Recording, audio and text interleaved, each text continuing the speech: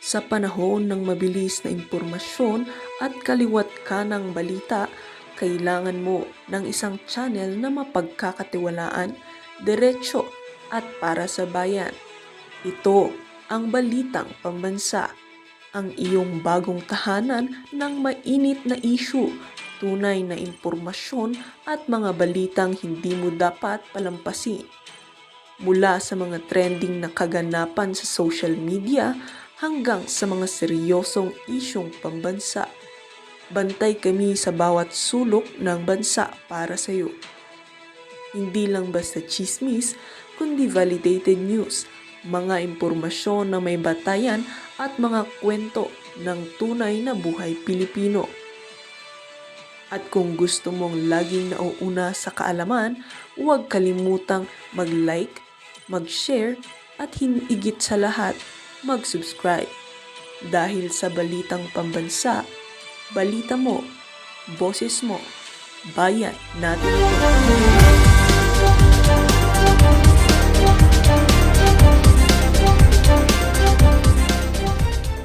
For the fact of the matter remains that Congress slashed the budget of the Department of Tourism by no less than 83%.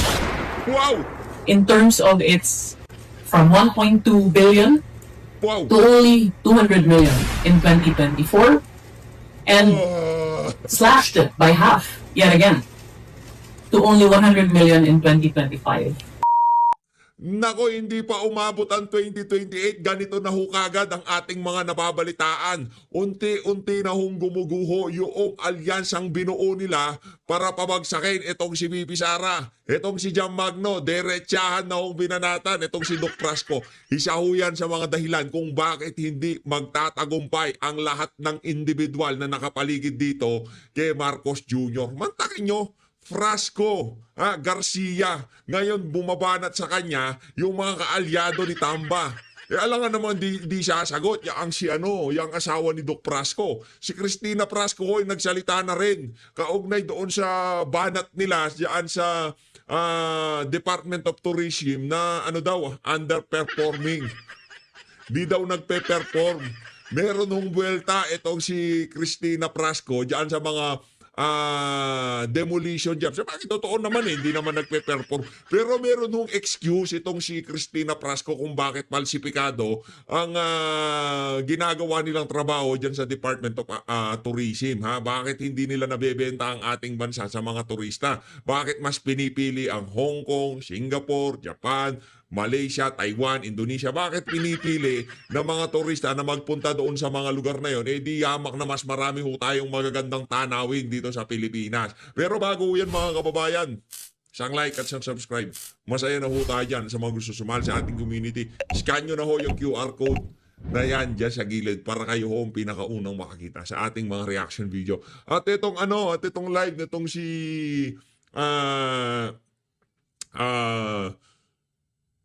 Kong Jing Paras, papasadaan din ho natin yan. Ito mga kababayan, lagay na ho muna natin to sa gilid. Nako, yung mga kaalyado nitong si Martin Romualdez, talagang pinapaligiran itong mga Prasco na to. Binabanata. Ngayon, pati itong nung isang araw, napansin natin meron na talagang movement ikangay. Yung girian, yung bakbakan, bago pa mag-eleksyon ng dyan sa House of Representatives, ramdam na ho natin na talagang umiigting ang tensyon sa pagitan ng pamunuan ng House at dito sa mga Garcia Frasco na to. Hayaan nung si Frasco, si Cristina, kung di tayo nagkakamali, anak yan nitong si Gwen Garcia, kamukha niya, di ba? Hindi nga lang retokada. Ito, National Unity Party President and Camarines Sur Governor R. Villaperte criticized Tourism Secretary Cristina Garcia Frasco for allegedly playing the victim. Hanggang doon lang ho eh. Pero to make the story short, kaugnay doon sa poor performance ng Department of Tourism. Ngayon mga kababayan, siyempre alangan namang hindi sasagot ang si Cristina Prasco. Alam niyo naman mga kababayan, kailangan nating marinig ang mga mga punto de vista ni Prasco kung bakit nga ba hindi niya mabenta-benta ang ating mga magagandang tanawin sa Pilipinas. Ibig sabihin na ibenta yung mahikayat, yung mga turista na magpunta sa Pilipinas. Dito nila waldasin yung kanilang mga precious dollar, ika nga, di ba? Yun naman ang habol natin sa kanila eh. Imbis na yung mga OFW natin ang magpasok ng dolyar, ang ginagawa ho dapat natin, iniinganyo natin yung mga turista na magpasok ng dolyar dito sa Pilipinas. Ang nangyayari ho kasi mga kababayan, ang ginagawa natin, mga OFW ang ibinibenta natin sa batang edad ng ating mga anak, tinitrain na natin kung paano maging OFW based sa educational system natin sa ating bansa. Talagang nandiyan yung TESDA, lahat yan. Ang educational system natin dito nakadesign para makapag-abroad tayo.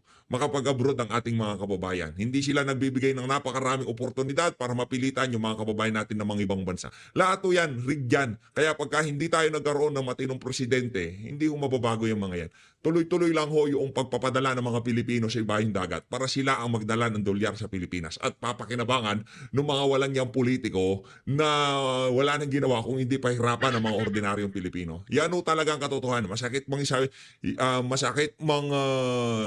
sabihin, pero yun hong totoo. Ang pamahalaan, sinasadya ho nila lahat ng mga kaganapan na yan. Yun naman ang kinontra ni Tatay Digong. Hanggat maaari gusto niyang umuwi ang mga OFW. Pinilit niya, di ba? Uwi na kayo dito, mga engineer, mga architect. Gawa tayo marami kalsada, gawa tayo marami tulay. Mga OFW natin gusto niya umuwi. Dahil tayo, i-develop natin ng Pilipinas para puntahan ng mga investor, puntahan ng mga turista. Pero dito, iba na hong suma.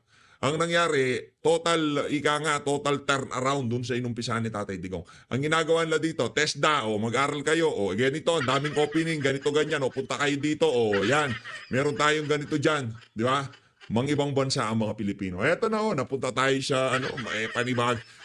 Separate topic yan, pero pagka kasi pinag-uusapan ng turismo, kaakibat ho niyan yung benepisyo natin sa turismo. Ngayon, para maintindihan ng ating mga kababayan kung bakit talagang napaka-importante ng bagay na yan, kailangan ho nating ipaliwanag yung ini-aim natin kung bakit natin gusto mapaganda ang turismo sa ating bansa. Di ba? Ito, isa natin. Good! Perhaps the wording that our good congressman should have used was not underperformed, but underfunded. Underfunded. Oy, nako, parang alam ko na kung saan ang kakahantungan nitong interview na to ni Cristina Garcia Frasco. Alam ko na. Tambaluslos, bakit mo in-underfunding ang Department of Tourism? Yari ka dito, tamba. For the fact of the matter remains that Congress slashed the budget of the Department of Tourism by no less than 83%. Wow! In terms of its Gatong si PH, no? Wow! Grabe naman! 83% ang tinapyas sa budget ng tourism nitong si Tambaluslos. Wow! Ng pamunuan ni Tambaluslos dyan sa House of Representatives. Wow! Gato ngayon. promotions funding. Hindi, ano lang ako, enjoy lang ako. Kumbaga, ito wala naman, magbakbakan kayo, pakialam namin. Basta kami, focus kami sa goal namin na mapabuti ang kalagayan ng ating bansa sa pagsuporta sa mga Duterte. Kayo, Frasco, Romualdez, Garcia, nagtulong-tulong kayo. Di ba? Nung binabanata si... kayo naman ngayon, it's your turn. Your turn, Frasco, your turn. Akala nyo lahat ng nakapaligid dyan kay Martin Romualdez, pag wala na kayong pakinabang, sasapitin nyo yung sinapit ng mga Frasco na yan. Yung mga sila Riton, yung mga nakapaligid dyan. Pag wala na kayong pakinabang kay Tamba, ay nako, pag may rami na kayong nalalaman, ika nga. From 1.2 billion Wow! to only 200 million in 2024 and slashed it by half yet again to only 100 million in 2025. Wow! Notwithstanding the measly funding received by the Department of Tourism in terms of promotions vis-a-vis the multi-million-dollar marketing funds of our ASEAN neighbors. We received 5.95 million international visitors. Tourism contributed 3.86 trillion to our economy and employed 6.75 million Filipinos and nearly 10 million more directly. That is a return of over 1,900,000% from the 200. Alam, madam, isa kang malaking kapalpakan diyan sa Department of Tourism. Kahit sino pa sisihin diyan, kasalanan niyo yan. Walang pondo, ba't di kayo nagwala? Bakit hindi kayo nakipagbalyahan? Meron namang committee level, budget deliberation, ba't di ka nakipagiganga? Ginaya mo yung ginawa kay VP Sara, di ba? Talagang tinayuan niya yung mga buhaya dyan sa house. O baka hindi ka makapalag dahil takot ka kitamba. O ngayon naman yung asawa mo pumupustura, hindi naman pala makapalag.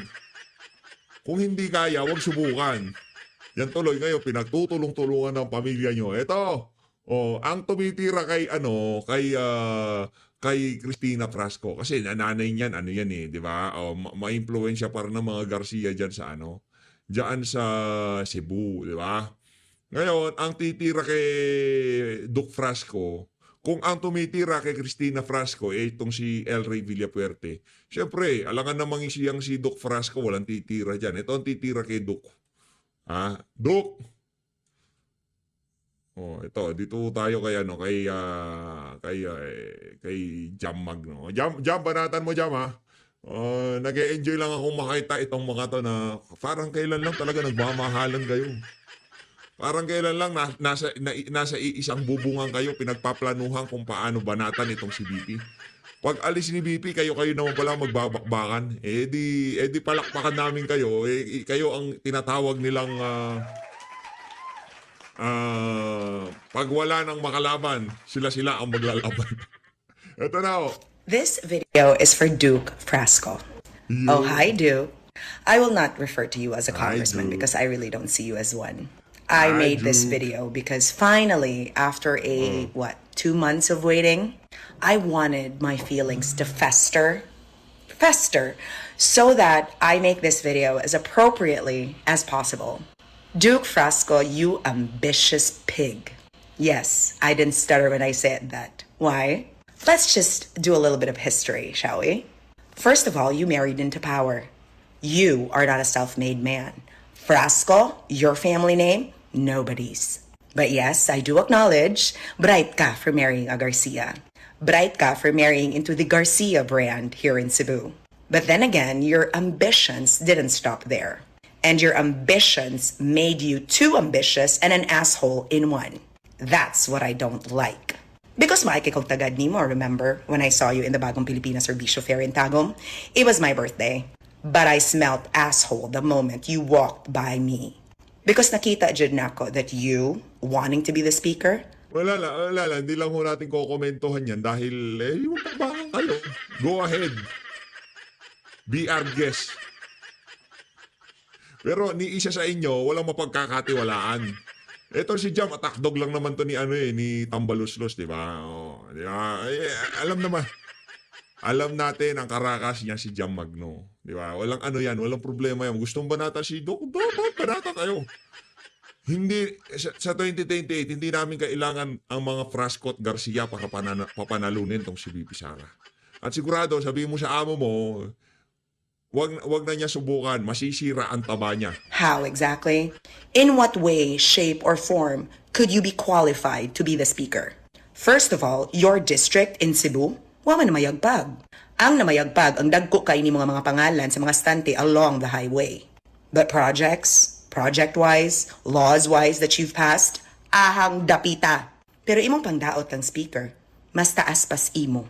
Maunang makasaka ko kilay ka, the ambition I smell. Pero unta na, ambitious ka, pero imong asshole, gibili ni mo sa inyong balay. Ang problema, imong manggidala-dalaw, imong gilokdo. Ang problema, ang imong pagka-ambisyoso, imong pong gisagulan og pagka-brat.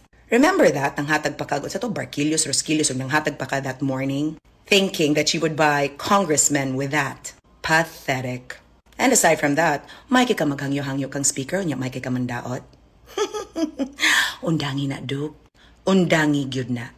Kaya ako, dili gani ko mo reklamo, di ba nga, every single day here in Cebu, radio stations and your barkers online would make you seem like this perfect, wonderful man that should be elected as speaker. Absolutely not. You don't have the intelligence. All you have is an ambition. Kinsay nakahonghong nimo that you're qualified? Ang nakalisod man good, you're going against a giant, literally. Somebody who was born and bred to be a leader. Ikaw, you simply married into a brand that Hindi nga manalo-nalo ng senador yung amo mo eh. I mean, sige lang, moment mo yan, banata mo si Duke. Pero wag mo nang ibida amo mo. Madam, wag mo na ibida. Kung sana nanalo man lamang siya kahit siyang beses ng pagkasenador. Born to be leader, hindi nga manalo-nalo na may kalaban eh. Disqualify lagi kalaban. Yung born to be leader eh, nakikipagbakbakan, hindi umuurong sa laban. Yung tipong, kalabang kita, tatalunin kita, fair and square. Kaso, sa susunod na malaman namin, yung kalaban niya, disqualify na sa Comelec. Yun ba ang born to be leader? Loko mo naman that no longer exists in Cebu because it's no longer in power. And mind you, this is not a shade to your mother-in-law. I actually like her, but I don't like you. I don't like that you're being Siyempre, mayaman yung mother-in-law. May impluensya yung mother-in-law. Garcia yun eh. Pagka binanatan mo si Duke, binabanatan mo si Cristina Frasco. Pag binabanatan mo si Cristina Frasco, binabanatan mo si Gwen Garcia. Hindi ko alam. Pero sa bagay, trip mo yan, vlog mo yan, so basta wag mo lang ibida si Tamba. ambitious and an asshole. And you what? You hit the speaker just because he's a nice guy? Mo naman good na akong di ganahan, no? Buutan na kayo si speaker kunya ikaw. Nice guy sa mga nakapaligid sa kanya. Nice guy yung mga utos-utosan niya, yung mga asot tuta niya. Nice guy siya para sa mga yun. Oh, grabe ka animalon. Anang imong pagka-animalon, imo pag yung damay-damayon si Ma'am Yeda, diha ko. Diha ni init ang akong naong. Because remember, one of your dogs live here in Mandaue as well. She actually made a video recently. I won't hurt her. Why? Because I understand the bitterness. Being a loser at the last election, as in dili lang mere loss, as in gilubong ni Lollipop Uwano Dizon, the Congresswoman of Mandaue, the only rightful one actually. So I understand and I have respect for that dog of yours, but you absolutely not. So Kenny, I'll just make a video. See, I'm in my very calm voice because more than anything else, I still also like your wife. For now, I do. But you, no. Like mo yung wife niya. Like mo yung wife niya eh. Kung like mo yung wife niya, show some respect sa wife. At yung wife, labi-dubs niyan. Pagka binanatan mo yan, binabanatan mo na rin yung like mo na wife. For now, di ba? Nako, yung shifting ng politika sa Pilipinas talagang ramdam ko yung tipong nag-iiba na talaga di ba?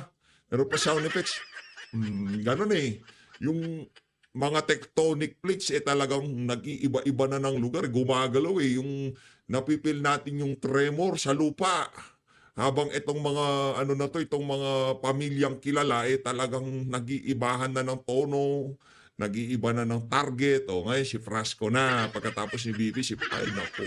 Kay murag ang imong magong kaambisyoso, di na gid madda, besh. Di na jud madda, and it's gotta stop. And yes, I will let you continue. But you are not the change that Congress needs. Absolutely not. You and your district, you as a congressman, questionable at best. Really, which of your projects have you not stolen from? Dihata, bibo ni. And like I said, nang lambing pa ko.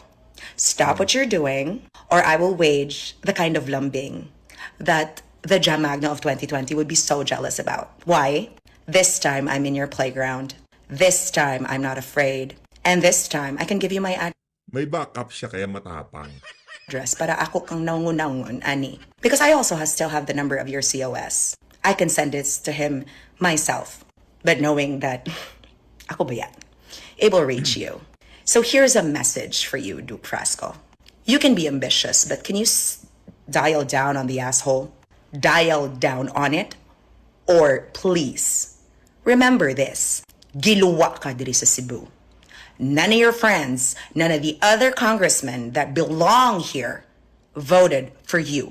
Bisan man lang gani ginominate. Not even a whisper. No. You nominated yourself. You want to make people believe that to elect a speaker requires them to what? Scream your name? Absolutely not. You're the one making all of these pages that, Frasco sa pagbabago. Hilumbis! Imni nagtubig ang imong ambisyon kay murag ako'y nagkatawan nimo.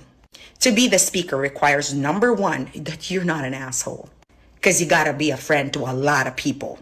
You gotta Kung gusto mo maging effective na Speaker of the House, kailangan mo maging a-hole. Kailangan.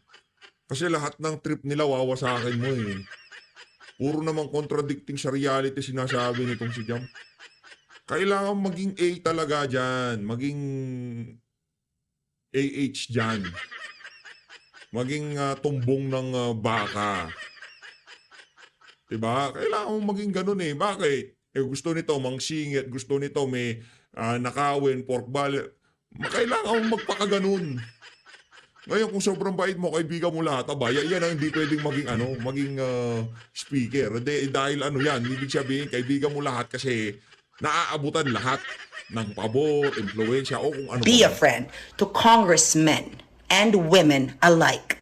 But they don't like you, Duke, because they know you're STUPID, B. Yeah, you are. And again, I didn't stutter. Grabe naman. Hindi yung tipong pagka nag-English ka, kala mo napaka-intelihente ng datingan sa mga nakikinig sa'yo. Bahala ko kayo dyan, pero ako, dito sa PH Update, kabisado ko na yung karakas ng ali na yan. No? Napaka-fluent mag-English, pero pagkahihimayin, wala naman laman. O, kaya hindi naman siya nagkikipag-away ako sa'yo, madama. Sinasabi ko lang dito, kung binabanata mo si Doc, tapos binibida mo yung amo mo, wag na, hindi naman ganun yun. Pero bahala kayo, nag-aaway-away kayo, then good for you. Mag-away kayo na mag-away. Pero para sa'yo, Doc Frasco, it's your turn, ika nga. Dito na tayo kay Kong Jing Paras. Sasagutin nila itong naging, ang tawag dito, guest nitong si Manong Ted Filon noong isang araw kaugnay dyan sa impeachment ni VP Sara. Na natapos para Teka lang, bakit ba yung nagsalita? maibilang sa initiation. Ito, ang hirap kasi Ayun. nitong manghuhula ka lang at hindi mo Manghula binasa. lang. Unang-una, itong din na ito, ewan ko kung saang school ito naging din, with due respect. Mali yung mga dinagamit mong words. Dismiss. Wala namang sinasabi yung korte na dismiss.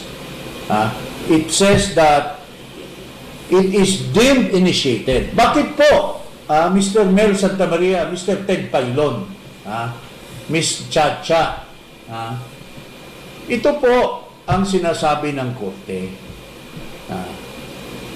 Pag ang isang complaint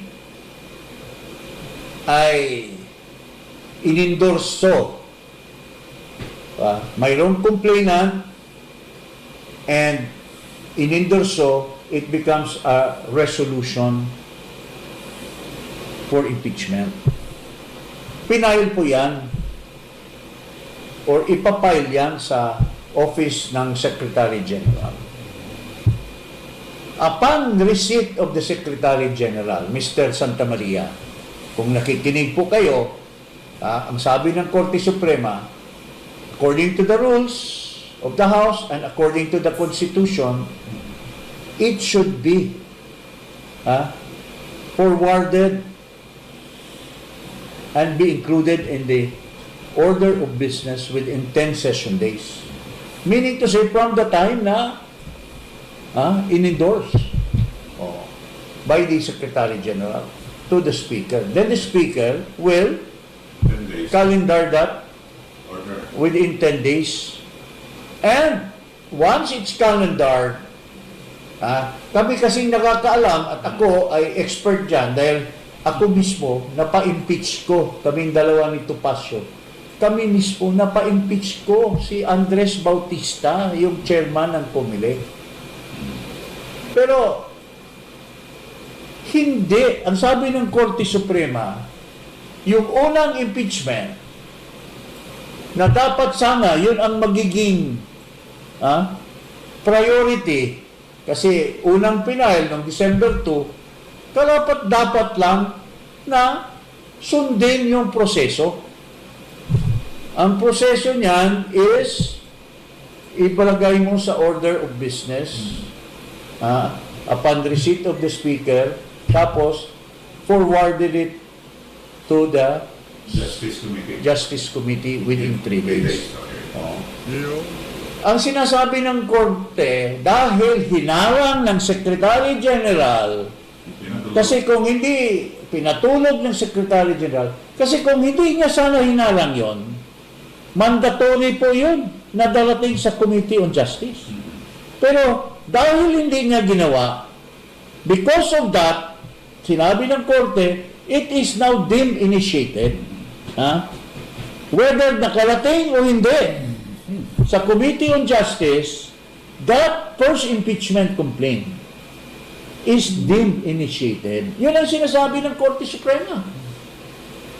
Why? Because they have faulted the House of Representatives. It was a deliberate action which really to prevent the first impeachment dahil may plano na sila na hindi nila yon. In fact, this is very clear nung sinabi sa interview niya nung Secretary General na pinigilan po kami ng mga iba dahil mayroon pa daw silang ipapile. So, it's an admission by the House of Representatives na talagang hinahold nila.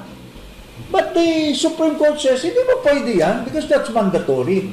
So, kung ginalaw nyo yan at hindi nyo pinairal yung mandato ng House Rules at mandato ng Konstitusyon, ay para sa amin, we have to interpret it because the Supreme Court is the interpreter of the law.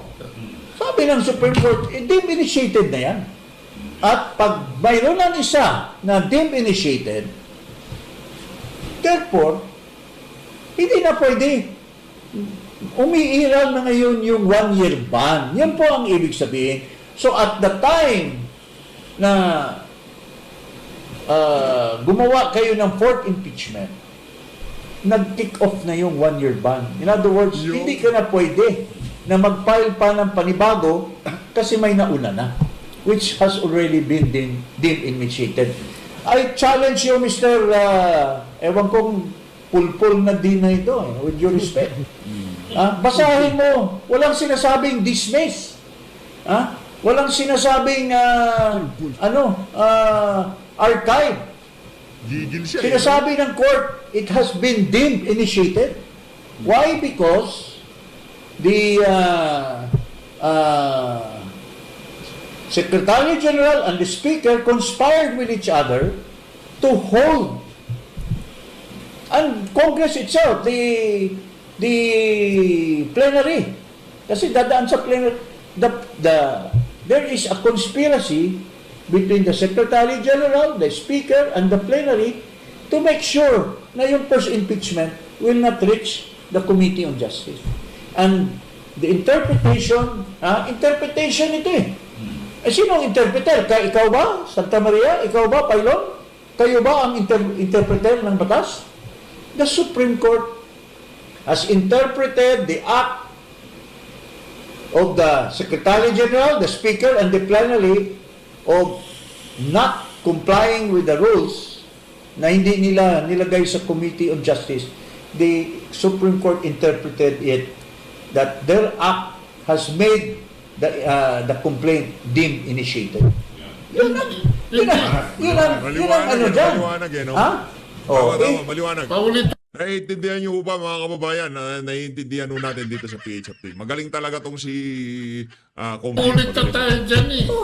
So therefore, if it's deemed initiated, Ano ngayon? Ano ngayon ang pinag-usapan nating impeachment na darating doon sa Senate? Di wala. So anong gagawin ng Senate kung sinabi na ng Korte Suprema na walang impeachment na balido na pwedeng litisin ng Senado? Kasi invalid yan dahil nag-violate ng 1-year ban. Mayroon pa ba? Ganun lang kasimple. Kung hindi kayo mga bobo, mga gago, May agenda kasi. lahat kayo kasi may mga agenda. Even kayo mga dyan na mga jarista at mga komentador ng radyo, alam niyo naman na napaksimple lang yung interpretation. Imbita pa kayo na mag-imbita ng mga bobo din na nag-i-interpret. Alam niyo naman that the only people in this country who has the right to interpret the law and the Constitution is the Supreme Court. Anyway, So, mayroon pa bang ibang pwede mag-interpret ng batas? Yan lang. itong Ang Supreme programang ito, Hmm. meron tayong theory. Diba? Kung paulit-ulit tayo. Serado, huwag pupukin ang mesa. Huwag pupukin. Naririnig namin. Ikaw, PH, nagkikinood ka na lang. Ganyan ka pa, ha? Yung bang first verified complaint, bakit verified? It is verified. Why? Because una, mayroong complainant Oh, na mga akbayan, yung singniwe. oh. Yung niwe na biotipol, yung niwe na yan, siya ang nag-endorse. Oh. Member siya ng Congress. Oh, so, So, ano a bang- verified complaint endorsed by a member of Congress. So, 1 and 2 comply. Oh, yes. Okay. Was it formally received? It was formally received By who? the Secretary General. Ano nangyari? Ano dapat ang Inupuan niya kasi Ano? kasi inorderan siya ng kanyang amo, Reggie. Shelby Ah, masisisante ka pagka galawin mo yung first impeachment. Anyway, Iburo mo muna yan dyan dahil may ginagalaw akong fourth impeachment. Pinapapirmahan ko pa at naghanap pa ako ng pondo para lagyan ko ng para pupirma yung 250 na congressmen. may tumatag na pangalawa. Verified ba yun? Verified din. Endorsed by a member of Congress? Yes. Received by the By Secretary General? Franz Castro, by Manuel, by Brosas. After received ng Secretary General, ano nangyari? Hindi rin niya, inupuan din niya. Pero the second and the third, wala na yun eh. Wala rin. The first kasi is the controlling eh. Kung wala yung second and third, paano nagkaroon ng fourth? Kaya nga. At mayroong isang gunggong, hindi ko lang maalala kung sino, kung ganun daw, bakit daw paunahan? Talaga naman paunahan yan eh. Bakit si Lozano noong panahon ng old congresses? Ay, lagi na una. Parating inuunahan niya because naintindihan niya yung batas. Bakit yung panahon ni GMA? Bakit inuunahan yung weak impeachment complaint na in-endorse ni Congressman San Luis? Para strategy yan eh. Dahil because of Francisco, nagkaroon ng buhay. Nagkaroon ng meaning yung first impeachment versus second, the third, and the fourth impeachment. It was clearly defined. Kasi alam mo ba yung Francisco ruling? Ako rin, expert din ako dyan, pare. Si Davide, ito yun, para ma-explain ko sa inyo kung anong concept ng Davide impeachment. Una muna, may mga kalaban yata si Davide sa House, pinaimbestigahan si Davide sa Committee on Justice. Wala pang impeachment na pinail. Investigation lang in aid of legislation. Naprubahan doon na may mga si Davide, may mga kalukuhan.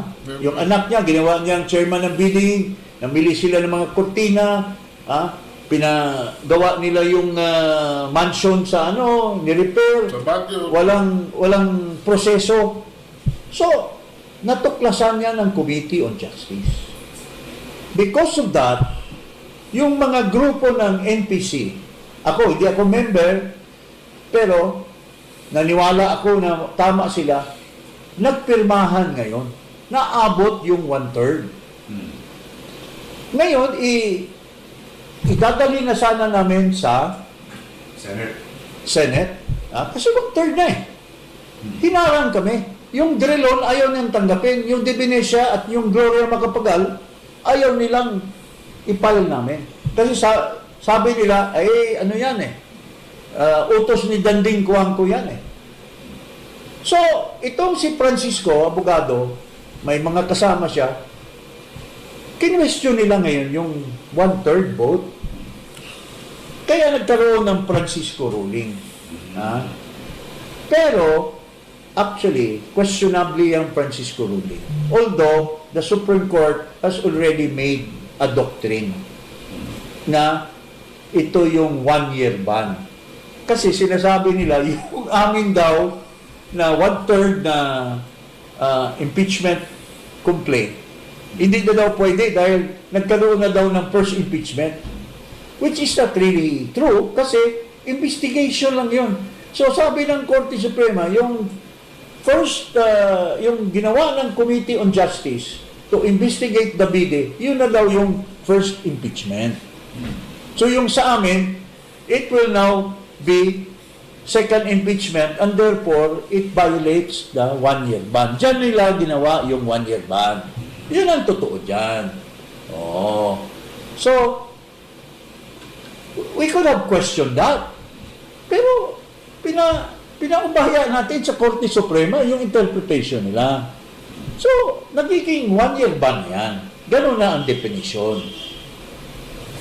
So, the Supreme Court has the final say. Oo. Ha?